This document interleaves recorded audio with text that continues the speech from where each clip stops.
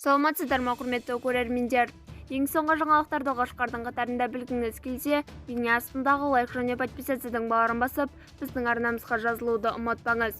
Қазақстандық ғалымдар аллергия мен демікпені емдейтін вакцина әзірледі. Ол бойынша техникалық құжаттама жасалды.